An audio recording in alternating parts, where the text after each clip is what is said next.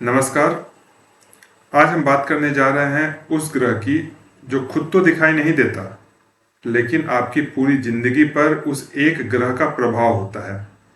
हम बात कर रहे हैं राहु ग्रह की। राहु का नाम सुनते ही हमारे मन में छाया, माया और भ्रम का याद आ जाता है। अब जरा सोचिए कि अगर कोई ऐसा व्यक्ति आपके साथ हो जो आपके फैसले को चुपचाप अपनी तरफ मोड़ता जाए, आपको लगे कि आप खुद सोच रहे हैं लेकिन असल में आपकी सोच ही उसकी बनाई हुई हो। कुछ वैसा ही काम करता है राहु। ज्योतिष में इसे छाया ग्रह कहते हैं। इन्हें कोई स्थान नहीं दिया गया, यह केवल कटान बिंदु है। लेकिन जब किसी दूसरे ग्रह के साथ ये बैठते हैं तो उसके रंग, उसका रूप, उसके असर सब कुछ बदल देते हैं। जैसे मान लीजिए कोई ग्रह आपके नाम, सफलता या आपको प्रेम देने वाले हैं, लेकिन अगर राहु ग्रह उनके साथ जुड़ जाएं तो वही चीजें जो हैं वो भ्रम में बदल जाती हैं। जो दिख रहा होता है वो वैसा होता नहीं है और जो होना चाहिए वो दिखता ही नहीं है। राहु सिर्फ ग्रहों से युति नहीं करते, वो उनकी ऊर्जा को अपने ढंग से मोड़ देते हैं। यह सिर्फ युति नहीं होती है, यह एक तरह से ऊर्जा की चोरी होती है। ग्रह का नाम बस बना रहता है पर राहु उसे छाया बना करके छोड़ देते हैं। आज हम जानेंगे कि जब राहु किसी ग्रह के साथ बैठते हैं तो वो ग्रह कैसे बदल जाता है। तो चलिए इस यात्रा की शुरुआत करते हैं। सबसे पहले राहु की प्रकृति की यदि बात करें तो राहु कोई ठोस ग्रह नहीं है, यह छाया ग्रह है। राहु की विशेषता है विकृत करना और विकार उत्पन्न करना। यह किसी भी ग्रह की शुद्धता को दूषित कर देते हैं। कहा भी गया है राहु विकार प्रदः बृहत्पराशर होरा शास्त्र, यानी कि राहु जब किसी ग्रह के साथ बैठते हैं तो उस ग्रह के फल को अवांछनीय, अप्रत्याशित और असंतुलित बना देते हैं। जो फल सहजता से मिलना था वह फल जो है वो भ्रमित मार्ग से या फिर मोहित होकर के मिलता है। अब समझते हैं कि राहु जब विशेष ग्रहों के साथ युति करते हैं तो उसका क्या प्रभाव होता है। सबसे पहले बात करते हैं कि राहु जब सूर्य के साथ बैठते हैं तो व्यक्ति के जीवन पर क्या प्रभाव होता है।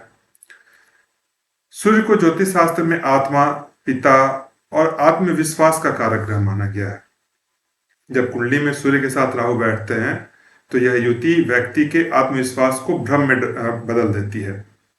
व्यक्ति के अंदर एक पहचान की बेचैनी रहती है। व्यक्ति चाहता है कि लोग उसे माने, उसे पहचाने, उसको सम्मान दे, और इसी चाहने में व्यक्ति का पूरा जीवन जो है वो व्यतीत हो जाता है। अब बात करते हैं चंद्रमा की, यानी कि जब राहु और चंद्रमा एक साथ स्थित होते हैं तो क्या होता है। जब भी राहु और चंद्रमा जन्म कुंडली में एक साथ स्थित होते हैं तो ये जो युति है ये व्यक्ति के मन को भ्रम और डर की परछाई से ढक देती है। व्यक्ति की जो भावनाएं हैं वो उलझ जाती हैं और मन जो है वो स्थिर नहीं रह पाता। व्यक्ति को लगता है कि वह खुद को ठीक से नहीं समझ पा रहा है। हर बात पर संशय, हर संबंध में अनिश्चितता रहती है। यदि ये जो युति है चंद्रमा और राहु वाली, ये युति यदि जन्म कुंडली के चौथे स्थान, 8वें स्थान या फिर 12वें स्थान में हो तो व्यक्ति का मनोबल गिर जाता है और व्यक्ति कल्पनाओं में डूब जाता है। कल्पनाओं में डूब करके व्यक्ति जो है वो वास्तविकता से कट जाता है। अब बात करते हैं बुध की, यानी कि जब राहु और बुध एक साथ जन्म कुंडली में स्थित होते हैं तो ये जो युति है ये बुद्धि को चंचल और भ्रमित बना देती है।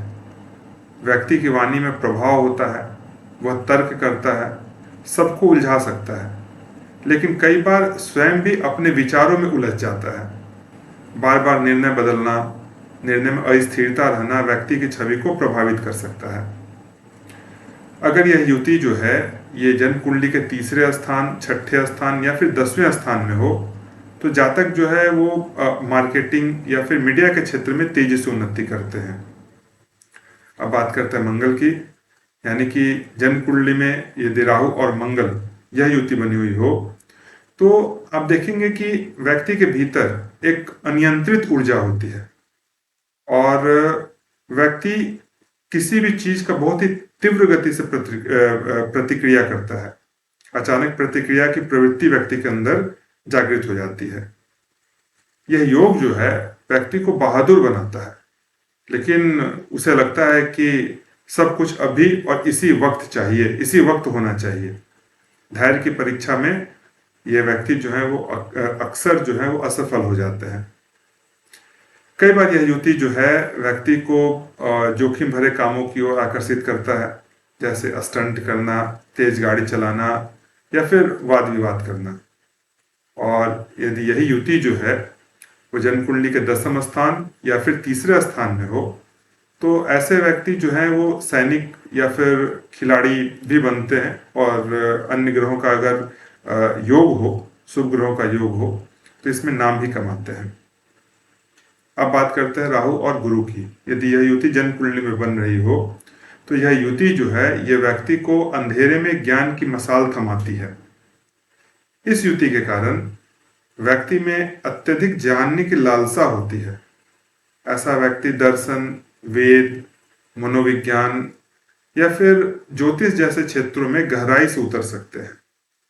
परंतु राहु के प्रभाव से यह जो ज्ञान है वो अंधकार और दिखावे तक ही सीमित रह सकता है। जातक स्वयं को गुरु समझने लगता है, लेकिन भीतर द्वंद्व और अस्थिरता बनी रहती है। यदि तीसरे स्थान में यह योग बन रहा हो और शुक्र जो है वो 9वें स्थान में बैठे हुए हों, तो व्यक्ति जो है वो लेखक होता है। अब बात करते हैं कि राहु और शुक्र यह युति अगर जन्म कुंडली में बन रही हो, तो इस युति के कारण व्यक्ति की इच्छाएं जो हैं वो माया के पर्दे से ढकी हुई होती है। व्यक्ति सौंदर्य चाहता है, प्रेम चाहता है, आकर्षण, भोग, वैभव सब कुछ उसे पसंद होता है, लेकिन उसे यह नहीं पता होता है कि वह क्यों चाहता है। यह युति आकर्षण और अभाव का द्वंद्व है।